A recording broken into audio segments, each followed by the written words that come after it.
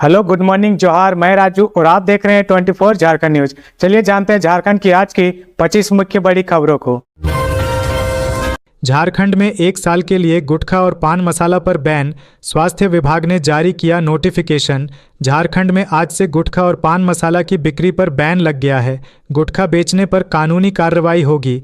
स्वास्थ्य एवं परिवार कल्याण विभाग ने इस बाबत अधिसूचना जारी कर दी है। स्वास्थ्य मंत्री इरफान अंसारी ने कैंसर दिवस के मौके पर आयोजित कार्यक्रम के दौरान स्पष्ट कर दिया था कि राज्य में गुटखा पर प्रतिबंध लगेगा, क्योंकि राज्य में कैंसर फैलने का सबसे बड़ा कारण गुटखा बना हुआ है। इसकी वजह से युवाओं की जिंदगी बर्बाद हो रही है। गुटखा और पान मसाला पर अधिसूचना निर्गत होने की तारीख से 1 साल के लिए बैन लगाया गया है। इस आदेश के साथ झारखंड में गुटखा बनाने, स्टोरेज करने, बेचने और वितरण करने पर पूरी तरह से रोक लग गई है। नोटिफिकेशन के मुताबिक जर्दा या निकोटिन युक्त गुटखा और पान मसाला बेचने पर कार्रवाई होगी। मुख्यमंत्री की अध्यक्षता में कैबिनेट की बैठक समाप्त, कुल 12 प्रस्तावों पर लगी मुहर। मुख्यमंत्री हेमंत सोरेन की अध्यक्षता में कैबिनेट की बैठक समाप्त हो गई है। इसमें कुल 12 प्रस्तावों पर मुहर लगी है। इस दौरान झारखंड कारखाना संशोधन नियमावली को मंजूरी मिली है। इसके साथ ही 5वें वेतनमान वाले कर्मियों का महंगाई भत्ता बढ़ा है। इसके अलावा आंगनबाड़ी सेविका सहायिका नियमावली में संशोधन और एमएसएमई विशेष छूट विधेयक को मंजूरी दी गई है। बता दें कि कैबिनेट की बैठक में राज्य सरकार के कर्मी जिन्हें 6ठा वेतनमान प्राप्त है, उनका महंगाई भत्ता भी बढ़ा है। साथ ही बीएसआईडीसी के बकाये भुगतान के लिए 13 करोड़ की मंजूरी मिल गई है। हर झारखंडी के चेहरे पर हो मुस्कान। नगर विकास विभाग के 200 निवासी अभ्यर्थियों को मुख्यमंत्री ने सौंपा नियुक्ति पत्र। मुख्यमंत्री हेमंत सोरेन ने रांची के प्रोजेक्ट भवन में नगर विकास और आवास विभाग के तहत 200 निवासी अभ्यर्थियों को नियुक्ति पत्र दिया। इस दौरान मंत्री राधाकृष्ण किशोर ने कहा कि नवनियुक्त कर्मचारियों से यह अपेक्षाएं हैं कि वे अपनी मेहनत और ईमानदारी से राज्य के विकास में योगदान दें। उन्होंने मुख्यमंत्री हेमंत सोरेन के प्रयासों की सराहना करते हुए कहा कि राज्य सरकार शहरी और ग्रामीण अर्थव्यवस्था को मजबूत करने के साथ साथ सामाजिक सुरक्षा के क्षेत्र में भी कई महत्वपूर्ण कार्य कर रही है। नियुक्ति पत्र वितरण समारोह में उद्योग मंत्री संजय प्रसाद यादव ने कहा कि इस नियुक्ति को झारखंड के विकास के एक नए अध्याय के रूप में प्रस्तुत किया और नवनियुक्त कर्मचारियों से यह अपेक्षाएं की कि वे राज्य के हर झारखंडी के चेहरे पर मुस्कान लाने के लिए कार्य करें। नगर विकास मंत्री सुदिव्य कुमार ने भी अपने संबोधन में नवनियुक्त कर्मचारियों को शुभकामनाएं दी और कहा कि शहरीकरण के बढ़ते दबाव को देखते हुए नगर विकास के क्षेत्र में किए जा रहे कार्यों को गति देने में उनकी भूमिका महत्वपूर्ण होगी। धनबाद में बड़ा हादसा, कुंभ स्नान कर लौट रहे श्रद्धालुओं से भरी बस की ट्रक से टक्कर, 1 दर्जन लोग घायल। धनबाद में दर्दनाक सड़क हादसा हुआ है। मंगलवार को प्रयागराज से महाकुंभ स्नान कर लौट रहे श्रद्धालुओं से भरी बस गोविंदपुर के तेतुलिया में दुर्घटनाग्रस्त हो गई। इस घटना में पश्चिम बंगाल के हल्दिया के रहने वाले 1 दर्जन लोग बुरी तरह से घायल हो गए। स्थानीय लोगों की मदद से सभी को धनबाद के एसएनएमएमसीएच अस्पताल में भर्ती कराया गया, जहां पर सभी का इलाज चल रहा है। जानकारी के मुताबिक पश्चिम बंगाल के मेदिनीनगर हल्दिया के रहने वाले लोग एक टूरिस्ट बस से प्रयागराज संगम स्नान करने गए थे। वापसी के दौरान गोविंदपुर के तेतुलिया में बस चालक ने एक खड़ी ट्रक को पीछे से टक्कर मार दी, जिससे बस में बैठे 1 दर्जन से ज्यादा लोग घायल हो गए। श्रद्धालुओं ने बताया कि ड्राइवर को आंख लगने के कारण यह हादसा हुआ। बस में करीब 68 लोग सवार थे। खबरों में आगे बढ़ने से पहले अगर अभी तक आपने इस चैनल को सब्सक्राइब नहीं किया तो प्लीज सब्सक्राइब कर ले, जिससे झारखंड की हर छोटी सी बड़ी खबर की अपडेट आप तक पहुंचता रहे। आईएएस के तबादला पदस्थापन की अधिसूचना जारी, पूजा सिंघल बनी सूचना प्रौद्योगिकी विभाग की सचिव। मनरेगा घोटाला और मनी लॉन्ड्रिंग मामले में महीनों बाद जमानत पर जेल से बाहर निकली सीनियर आईएएस पूजा सिंघल के लिए अच्छी खबर आई है। उनको सूचना एवं प्रौद्योगिकी विभाग का सचिव बनाया गया है। इसके अलावा झारखंड कम्युनिकेशन नेटवर्क लिमिटेड के मुख्य कार्यपालक पदाधिकारी का भी अतिरिक्त प्रभार मिला है। वहीं 2006 बैच की आईएएस विप्रा भाल को परिवहन विभाग का सचिव बनाया गया है। उन्हें परिवहन आयुक्त का अतिरिक्त प्रभार भी दिया गया है। रांची के रिम्स में बढ़ेंगी एमबीबीएस की सीटें, अब 250 छात्रों को मिलेगा दाखिला। झारखंड के सबसे बड़े सरकारी मेडिकल कॉलेज रिम्स में एमबीबीएस की सीटें बढ़ाई जाएंगी। अब यहां 250 छात्रों को दाखिला मिलेगा। रिम्स प्रबंधन ने नेशनल मेडिकल कमीशन को प्रस्ताव भेजकर इसकी जानकारी दे दी है। रिम्स प्रशासन का कहना है कि कॉलेज में 250 छात्रों के लिए ज़रूरी सुविधाएं, स्टाफ और आधारभूत ढांचा तैयार कर लिया गया है। अब एनएमएससी की टीम किसी भी समय निरीक्षण कर सकती है। फिलहाल रिम्स में एमबीबीएस की 180 सीटों पर ही नामांकन होता है। रिम्स में एमबीबीएस की 250 सीटें करने की योजना पिछले 5 साल से चल रही थी। 3 साल पहले एनआईएमसी की टीम ने निरीक्षण किया था, लेकिन कुछ कमियों के कारण अनुमति नहीं दी गई थी। इनमें academic building, lecture hall, blood bank और ओपीडी में मरीजों की संख्या कम होना प्रमुख कारण थे।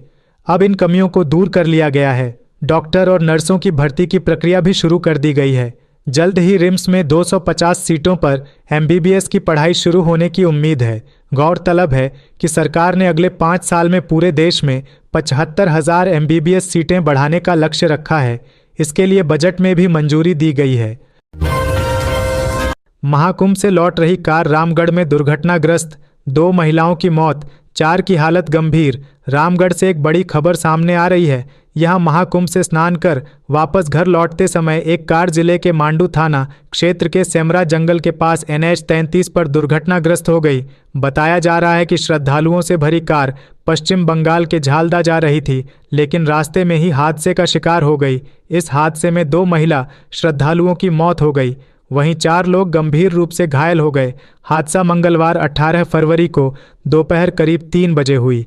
इस दुर्घटना में कार बुरी तरह क्षतिग्रस्त हो गई है। मिली जानकारी के अनुसार प्रयागराज से संगम में स्नान कर वापस लौटते वक्त श्रद्धालुओं से भरी कार हादसे का शिकार हो गई। हादसे के समय कार में सवार लोग महाकुंभ से वापस अपने घर झालदा लौट रहे थे। इसी बीच रास्ते में NH 43 पर पहले से खड़े ट्रक को कार ने पीछे से टक्कर मार दी, जिससे हादसा हुआ।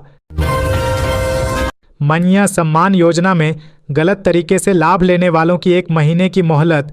पलामू में पकड़े गए 2711 फर्जी लाभुक।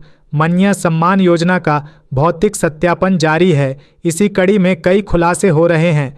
पलामू में भौतिक सत्यापन के दौरान 2711 फर्जी लाभुक पाए गए हैं, जबकि 1400 से अधिक डुप्लीकेट लाभुक पकड़े गए हैं। इस मामले में फर्जी लाभुकों से राशि वसूली की प्रक्रिया शुरू की जा सकती है। वहीं डुप्लीकेट लाभुकों को योजना के लाभ से वंचित करते हुए नाम को डिलीट किया गया है। पलामू में भौतिक सत्यापन के दौरान शुरुआत के 4 प्रखंडों में 584 फर्जी लाभुक पकड़े गए थे। इस बीच 20 प्रखंडों के भौतिक सत्यापन की रिपोर्ट आई है, जिसमें सोमवार की शाम तक 2711 फर्जी लाभुक पकड़े गए। पलामू जिला प्रशासन स्पेशल कैंप लगाकर मनिया सम्मान योजना के लाभुकों का भौतिक सत्यापन कर रही है। भौतिक सत्यापन के लिए स्पेशल टीम गठित की गई है, जो लगातार लाभुकों का सत्यापन कर रही है। धनबाद में दिन दहाड़े महिला का 2 लाख के चेन की छिनतई, बिना नंबर की बाइक में थे बदमाश। धनबाद के सराय ढेला क्षेत्र में चेन स्नैचर्स ने एक महिला के गले से करीब 2.25 लाख रुपए की कीमत की सोने की चेन छीन ली। घटना उस समय हुई जब महिला अपने बच्चे को स्कूल छोड़कर घर लौट रही थी। पीड़िता के अनुसार 2 अपराधी बिना नंबर प्लेट की पल्सर बाइक से आए थे। चेन छीनने के बाद वे गोल बिल्डिंग की तरफ फरार हो गए। कुछ लोगों ने उनका पीछा किया, लेकिन अपराधी भागने में सफल रहे। पीड़िता ने सरायढेला थाने में शिकायत दर्ज करा दी है। वहीं पुलिस मामले की जांच में जुट गई है। सदर अस्पताल से नवजात की चोरी, पुलिस तलाश में जुटी। राजधानी के सदर अस्पताल से एक नवजात बच्चे को अज्ञात लोगों के द्वारा चुरा लिया गया है। मामले की जानकारी मिलने के बाद लोअर बाजार पुलिस सीसीटीवी फुटेज के आधार पर मासूम बच्चे की तलाश में जुटी हुई है। बताया जा रहा है कि 14 फरवरी को सदर अस्पताल के लेबर रूम में एक गर्ल चाइल्ड का जन्म हुआ था, जिसे लेबर रूम के बाहर से अज्ञात लोगों के द्वारा सोमवार की रात चुरा लिया गया। मात्र 5 दिन के नवजात के चोरी होने के बाद बच्चों के माता पिता दहशत में हैं। वहीं मामले की जानकारी मिलने के बाद लोअर बाजार पुलिस भी रेस हो चुकी है। सदर अस्पताल के सभी सीसीटीवी फुटेज को पुलिस की एक टीम खंगाल रही है, ताकि बच्चे को गायब करने वाले का सुराग हासिल हो सके। बजट सत्र को लेकर स्पीकर रविंद्रनाथ महतो ने बुलाई उच्च स्तरीय बैठक, अधिकारियों को दिए निर्देश। झारखंड विधानसभा का बजट सत्र 24 फरवरी से शुरू होने जा रहा है, जो 27 मार्च तक चलेगा। इस सत्र के सुचारू संचालन के लिए विधानसभा अध्यक्ष रविंद्रनाथ महतो ने मंगलवार को राज्य के आला अधिकारियों के साथ एक महत्वपूर्ण बैठक की। बैठक में मुख्य सचिव अलका तिवारी, डीजीपी अनुराग गुप्ता, गृह सचिव वंदना दादेल समेत विभिन्न विभागों के सचिव एवं उनके प्रतिनिधि उपस्थित थे। बैठक में सत्र के दौरान उठने वाले सवालों के समुचित उत्तर देने, विधि व्यवस्था बनाए रखने और अन्य संबंधित मुद्दों पर विस्तृत चर्चा की गई। विधानसभा अध्यक्ष ने अधिकारियों को निर्देश दिया कि सदन में उठने वाले सभी सवालों के त्वरित और सही उत्तर दिए जाएं।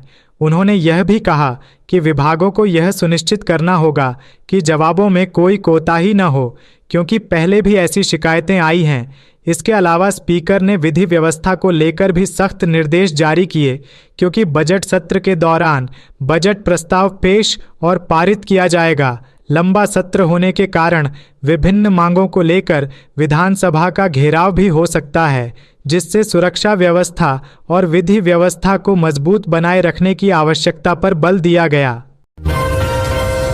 महाकुंभ जाने के लिए यात्रियों को लेने बंगाल से आ रही बस जामताड़ा से पहले दुर्घटनाग्रस्त। जामताड़ा से महाकुंभ जाने के लिए यात्रियों के जत्थे को लेने आ रही पश्चिम बंगाल की एक बस मंगलवार को जामताड़ा पहुंचने से पहले पलट गई।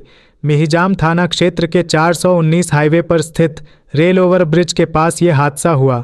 बस जो पश्चिम बंगाल से प्रयागराज कुंभ यात्रा के लिए यात्रियों को लेने जामताड़ा आ रही थी, अनियंत्रित होकर पलट गई।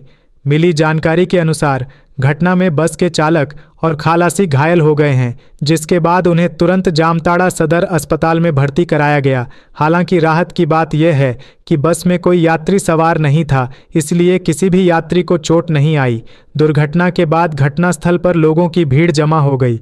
पुलिस ने घटनास्थल पर पहुंचकर दुर्घटनाग्रस्त बस को कब्जे में ले लिया और मामले की जांच शुरू कर दी है।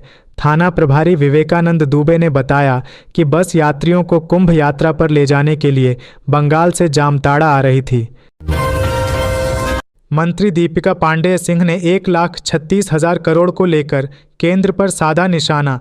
झारखंड सरकार में ग्रामीण विकास विभाग। मंत्री दीपिका पांडेय सिंह ने एक बार फिर केंद्र सरकार पर 1,36,000 करोड़ रुपए बकाया को लेकर हमलावर नजर आई। मंत्री दीपिका पांडेय सिंह ने केंद्र सरकार पर झारखंड से सौतेला व्यवहार करने और बकाया न चुकाने का आरोप लगाते हुए इसे आपराधिक बता दिया है। राज्य सरकार की ग्रामीण विकास मंत्री दीपिका पांडेय सिंह ने केंद्र सरकार पर झारखंड के कई विभागों के 2 लाख करोड़ रुपए से ज्यादा बकाया होने का दावा किया है। यह बातें वह लोहरदगा के शहरी क्षेत्र के मैना बगीचा में सोमवार को लड़का आंदोलन के प्रणेता वीर बुद्धू भगत की जयंती पर एक समारोह में बोल रही थीं। दीपिका पांडेय सिंह ने कहा, सुप्रीम कोर्ट के आदेश के बाद भी झारखंड का 1,36,000 करोड़ रुपए का बकाया केंद्र सरकार द्वारा नहीं दिया जा रहा है और ये बकाया बढ़कर 2 लाख करोड़ रुपए से अधिक का हो गया है। झारखंड में जल जीवन मिशन, बाल कल्याण, महिला विकास, मनरेगा, आवास योजना सहित सभी विभागों का केंद्र सरकार पर 2 लाख करोड़ रुपए से अधिक का बकाया है, लेकिन केंद्र सरकार की ओर से कोई पहल नहीं किया जा रहा है और व्यवहार अब भी झारखंड के प्रति सौतेला ही है। ये पैसा झारखंडियों का है, जिसे वापस न करना दुखद भी है और आपराधिक भी है। भीड़ को नियंत्रित करने के लिए रांची और हटिया स्टेशन में है ये व्यवस्था। भारी संख्या में आरपीएफ जवान तैनात। नई दिल्ली रेलवे स्टेशन पर शनिवार को हुए हादसे और रविवार को रांची रेलवे स्टेशन पर अत्यधिक भीड़ के कारण 6 लोगों के बेहोश होने और 60 से अधिक यात्रियों की ट्रेन छूटने के बाद रेलवे ने व्यवस्था में सुधार किया है। रांची और हटिया स्टेशन पर बिना टिकट यात्रियों को प्रवेश करने नहीं दिया जा रहा। इसके लिए रेलवे के अधिकारी, आरपीएफ के जवान भारी संख्या में तैनात हैं। हटिया स्टेशन के बाहर बैरिकेडिंग की गई है। जिन यात्रियों के पास टिकट है उन्हें ही स्टेशन में जाने की अनुमति दी गई। वहीं यात्रियों को ट्रेन में सवार होने के लिए कतारबद्ध किया जा रहा। झारखंड हाई कोर्ट के वकील का आकस्मिक निधन। कोर्ट रूप से निकलते ही हो गए थे बेहोश। झारखंड हाई कोर्ट परिसर में मंगलवार को एक चौंकाने वाली घटना हुई। अधिवक्ता सूरज कुमार का कोर्ट से बाहर निकलते ही अचानक निधन हो गया। वरिष्ठ अधिवक्ता धीरज कुमार ने बताया कि सूरज कुमार रोज की तरह अपने केस की पैरवी करने हाईकोर्ट पहुंचे थे। सुनवाई के बाद जैसे ही वे कोर्ट रूम से बाहर निकले, अचानक मूर्छित होकर गिर पड़े। प्रतुल शाहदेव की हेमंत सरकार से मांग, झारखंड में आतंकवाद की पाठशाला न चलने दें। भाजपा के प्रदेश प्रवक्ता प्रतुल शाहदेव ने हेमंत सरकार से मांग की है कि राज्य के सीमावर्ती क्षेत्रों में आतंकवाद की पाठशाला न चलने दें। दरअसल यह बयान उन्होंने उस घटना के बाद दिया जिसमें खुफिया तंत्र ने जानकारी दी थी कि पाकुड़ में बांग्लादेश के प्रतिबंधित संगठन जमात उल मुजाहिदीन बांग्लादेश का एक आतंकवादी अब्दुल मनुन बांग्लादेश सीमा पार करके पाकुड़ पहुंच गया था और वहां उसने दर्जनों स्थानीय युवकों को आतंकवादी प्रशिक्षण दिया। प्रतुल ने इस घटना पर गहरी चिंता व्यक्त करते हुए कहा कि यह एक बहुत गंभीर मामला है जिसमें आतंकवादी झारखंड में आतंकवाद की पाठशाला चला रहे हैं और राज्य के खुफिया तंत्र को इसकी जानकारी बाद में मिलती है। उन्होंने राज्य सरकार से इस मामले में कठोर कार्रवाई की मांग की है। डीसी ने कोडरमा रेलवे स्टेशन का किया निरीक्षण, यात्रियों की बढ़ती भीड़ को नियंत्रित करने पर बनी रणनीति। कोडरमा जिले से महाकुंभ स्नान के लिए प्रयागराज जाने वाले यात्रियों की भीड़ बढ़ती जा रही है। लोगों की भीड़ और स्टेशन पर फैली अव्यवस्था के मद्देनज़र उपायुक्त मेघा भारद्वाज और एएसपी अनुदीप सिंह समेत जिला प्रशासन और रेलवे के आला अधिकारियों ने कोडरमा स्टेशन का निरीक्षण किया। जिला प्रशासन ने प्रयागराज जाने वाले श्रद्धालुओं से संयम के साथ ट्रेन में सफ़र करने की अपील की। स्टेशन पहुंची डीसी एएसपी ने कई यात्रियों से बातचीत भी की और उन्हें टिकट लेकर सफ़र करने का निर्देश दिया। अधिकारियों के निरीक्षण के दौरान भी बड़ी संख्या में स्टेशन के प्लेटफार्म संख्या 3 और 4 के अलावा प्लेटफार्म संख्या 1 के वेटिंग एरिया में भी अव्यवस्थित रूप से यात्रियों को बैठा पाया गया। इस पर डीसी ने उन्हें वेटिंग एरिया में ट्रेनों का इंतजार करने का निर्देश दिया। सीओ समेत 3 पर 65,000 का जुर्माना, म्यूटेशन लंबित रखने पर पलामू डीसी ने की कार्रवाई। दाखिल खारिज के मामले को लंबित रखने पर पलामू डीसी शशिरंजन ने बड़ी कार्रवाई की है। दाखिल खारिज के मामले को लंबित रखने पर पलामू डीसी ने अंचल अधिकारी समेत 3 पर 65,000 रुपये जुर्माना लगाया है। जुर्माना की राशि अंचल अधिकारी समेत 3 कर्मियों के वेतन से वसूला जाएगा। यह कार्रवाई पलामू के नीलांबर पीतांबरपुर के अंचल अधिकारी सुनील कुमार सिंह, राजस्व उप निरीक्षक रितेश रंजन तिवारी एवं प्रभारी सीआई महेंद्र राम के खिलाफ हुई है। अंचल अधिकारी, राजस्व उप निरीक्षक और सीआई पर आरोप है कि दाखिल खारिज के प्राप्त आवेदनों का इन्होंने ससमय निष्पादन नहीं किया है। अंचल क्षेत्र में 62 नामांतरण करने के निर्धारित समय गुजर गया था। सामान्य तौर पर 30 दिनों में दाखिल खारिज के मामलों का नामांतरण किया जाना है।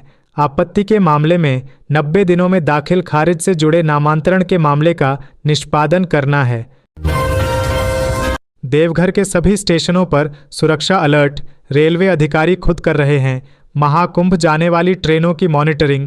विगत 15 फरवरी को देश की राजधानी दिल्ली के रेलवे स्टेशन पर हुई भगदड़ में 18 लोगों की मौत के बाद पूरे देश के रेलवे स्टेशन को अलर्ट मोड पर रखा गया है। इसी के मद्देनजर देवघर जिले के सबसे व्यस्ततम रेलवे स्टेशन में शामिल जसीडीह रेलवे जंक्शन में भी सुरक्षा व्यवस्था को दुरुस्त करने की बात कही जा रही है। रेलवे स्टेशन की व्यवस्था को लेकर जसीडीह रेलवे जंक्शन के स्टेशन मास्टर शंकर शैलेश ने बताया कि दिल्ली की घटना के बाद उच्च अधिकारियों के साथ लगातार मीटिंग हो रही है। उनके द्वारा जो कुछ भी दिशा निर्देश दिए जा रहे हैं उसके अनुसार जसीडीह स्टेशन पर तैनात कर्मचारी काम में जुटे हुए हैं। स्टेशन मास्टर शंकर शैलेश ने बताया कि वह खुद ही सभी ट्रेनों की मॉनिटरिंग कर रहे हैं। खासकर जो ट्रेन महाकुंभ के लिए रवाना हो रही है उस प्लेटफार्म पर विशेष निगरानी रखी जा रही है। तो ये थी आज की झारखंड की टॉप बड़ी खबरें। इसी तरह झारखंड की हर छोटी सी बड़ी खबर देखने के लिए आप हमारे चैनल 24 झारखंड न्यूज को सब्सक्राइब करके बेल आइकन प्रेस कर ले, जिससे झारखंड की हर छोटी सी बड़ी खबर की अपडेट आप तक पहुंचता रहे। तो आज के लिए बस इतना ही। हमें दीजिए इजाज़त, फिर मिलते हैं नेक्स्ट न्यूज में।